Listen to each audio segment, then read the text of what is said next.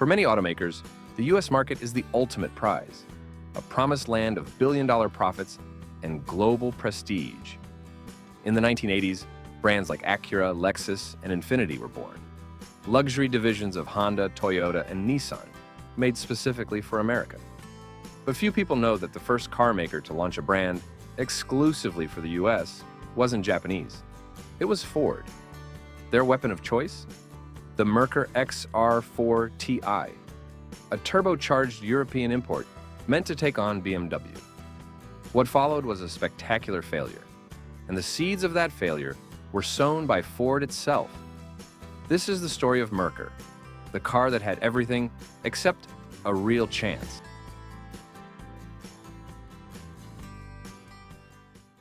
It's no secret that the US economy in the 1970s and early 1980s went through tough times.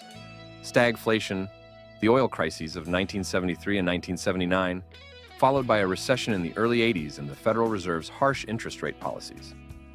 By the mid-1980s, the economy had begun to stabilize. Growth returned, inflation slowed, and more well-paying jobs became available. People with disposable income naturally started spending it, and not just on basic transportation, but on luxury and prestige cars. For American buyers, that meant traditional brands like Lincoln and Cadillac, or slightly less prestigious but equally classic names like Mercury and Oldsmobile. The segment seemed steady, but Ford's top executives were increasingly alarmed by one fact. Most of their buyers were either retired or approaching retirement age. Younger Americans, many of whom had good jobs and high incomes, were choosing imported cars instead, especially the BMW 3 Series, which, in addition to its impeccable build quality, had a sporty edge and came at a relatively affordable price. In their attempt to win back market share from BMW, Ford decided to follow a familiar strategy. Previously, the company had successfully imported cars from its European division, including the cult classic Ford Capri. So, once again, Robert Lutz, head of Ford of Europe, nicknamed Maximum Bob, proposed offering Americans a European Ford. Only this time it would be improved and sportier. They chose the Ford Sierra as a base. Launched in Europe in 1982, it initially shocked buyers with its aerodynamic and futuristic look. But once people warmed up to the design, sales surged. Lutz had been a key figure behind the Sierra's success in Europe, and now he wanted to position it as a BMW 3 Series rival in the US. Beyond its bold design, decent equipment, and rear-wheel drive, something American drivers appreciated, the Sierra was built at Ford's Cologne plant and could be marketed as a true European import. Lutz also understood that selling a European Ford under the Ford name wouldn't quite work in the US market. Plus, General Motors already owned the rights to the Sierra name. So he proposed creating an entirely new brand, years before Lexus, Infiniti, or Acura would appear. The new name was Merkur, German for Mercury. The model itself, XR4Ti, referenced the European XR4i, but the American version was heavily re-engineered. For its US debut, the car kept the signature double rear pillars, but gained major upgrades. In total, XR4Ti had around 850 unique parts, adding about 280 pounds to the weight. The biggest change was under the hood. The 2.8-liter European V6 couldn't meet US emission standards. So Ford used a 2.3-liter turbocharged inline-4 from the Mustang instead. That's what the T stood for. The engine had no intercooler and was paired with either a 3-speed automatic or a 5-speed manual transmission. With the automatic, power was limited to 147 horsepower. With the manual, it made the full 177 horsepower. The engine made the American Merkur noticeably quicker than its European counterpart. The XR4Ti could sprint from 0 to 60 miles per hour in 7.8 seconds with a manual gearbox and 9 seconds with an automatic. For comparison, the European Sierra XR4i hit 60 in about 9 seconds with a manual. Those numbers may not sound jaw-dropping today, but in the mid-1980s, this was a quick car, quicker than many American muscle cars with giant V8s under the hood. Chassis tuning was handled by none other than Sir Jackie Stewart, three-time Formula One world champion. But despite the $50 million invested into transforming the Sierra into the Merkur, it still fell short of the high standards set by BMW.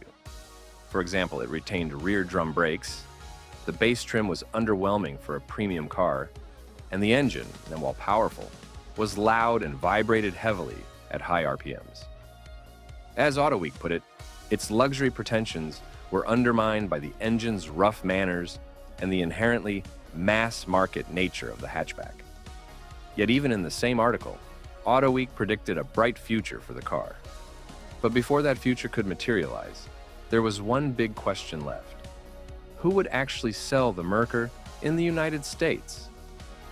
Maximum Bob pushed hard for a separate dealership network dedicated to the new brand. But Ford CEO Donald Peterson thought that would be too expensive. He decided that the XR4Ti would be sold through existing Lincoln Mercury dealers. Now, if you're thinking Peterson was just another clueless exec who killed a great idea, think again. Nicknamed the Smiling Cobra, Peterson was involved in the project from the start, and he personally came up with the name Merkur. His decision wasn't sabotage. He genuinely believed this was the best way to get the car to market quickly. In fall 1984, the Merkur XR4Ti went on sale in the US with a base price of $16,361. Exactly $69 less than the base BMW 3 Series. Buyers could choose from 8 exterior colors and 3 interior trims. The fully loaded model included leather seats, heated front seats, a sunroof, and a 3-speed automatic. But as mentioned, the automatic version had a detuned engine making only 147 horsepower. The automotive press gave the Merkur a very warm welcome. Reviews ranged from generally positive to outright glowing. Journalists praised its futuristic styling, impressive performance, sharp handling, and the distinctive double-deck rear spoiler. AutoWeek enthusiastically predicted that the entire first-year production run would sell out overnight. Car and Driver named it one of the 10 best cars of the year. It all looked so promising. A powerful engine, bold styling, solid dynamics, and a competitive price. And yet, despite the glowing press and strong engineering foundation, the Merkur XR4Ti would not become the sales success Ford had hoped for. Something, clearly, had gone wrong. Ford planned to sell no fewer than 16,000 Merkurs per year, but in 1985 they only managed to move 12,400 units. In 1986, things improved slightly. 13,600 cars were sold, but it was still below expectations. In 1987, the model received a mild update, but sales plummeted to just 7,300 units. In 1988, the signature double spoiler was removed from the design and replaced with a more modest one from the European AWD Sierra. Apparently, someone thought the 2-tier spoiler looked too aggressive, but the sales continued to decline. Only 6,800 cars sold that year. In a desperate attempt to save the sinking brand, Ford introduced another European model to the US market, the flagship Merkur Scorpio. It was an adapted version of the Ford Scorpio Mk1. Spacious, reliable, well-equipped, and even cheaper than competitors like BMW, Audi, and Saab. But Scorpio also failed to gain traction. By fall 1989, it was over. Both models were discontinued. Over 5 model years, only 64,474 Merkurs were sold. Journalists summed it up bluntly. The car had all the ingredients for success: performance, handling, price, but its failure was a warning sign. Detroit still didn't understand what modern Americans wanted. Officially, the failure was blamed on the unstable Deutschmark and increasingly strict US passive safety regulations. Adapting the car to meet these new standards did eat up a lot of resources. But the real reason was something else. And ironically, the very idea that came from Bob Lutz was doomed from the beginning. And it was doomed by the same man who had once supported the project, Donald Peterson. He made 2 fatal mistakes. The first was the name. The German word Merkur was hard to pronounce, unmemorable, and confusing. Even official dealers often said it wrong. Buyers had to explain. It's Merkur, not Mercury. They're not the same thing. Rumor had it there were quite a few people inside Ford who opposed the name, but arguing with the Smiling Cobra was pointless. But the second mistake was even more serious. Peterson's decision to sell Merkur through the Lincoln Mercury dealership network. That was the final nail in the coffin. Lincoln Mercury dealerships were full of old-school American cars, massive pushrod V8s, plush velour sofas, and oceans of chrome. The regular customers at these dealerships had zero interest in some trendy European compact parked next to their real cars, gleaming with chrome. They came in looking for land yachts, and the people Merkur was actually built for. Young, successful Americans interested in technology and progress had zero interest in these retirement home showrooms full of outdated machines. To make matters worse, the dealers themselves weren't motivated to sell the new brand. Lincolns and Mercurys made them much more profit.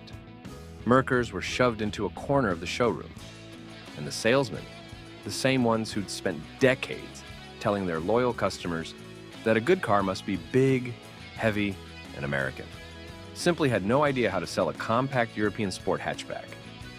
Of course, this wasn't some intentional sabotage on Peterson's part. It was just a basic management mistake, the wrong name and the wrong dealership network. And while the Sierra family in Europe was expanding with new versions, including extreme RS Cosworth models, the American Merkur quietly faded into history, joining the graveyard of dead brands and becoming Ford's second biggest flop after the legendary failure of the Edsel.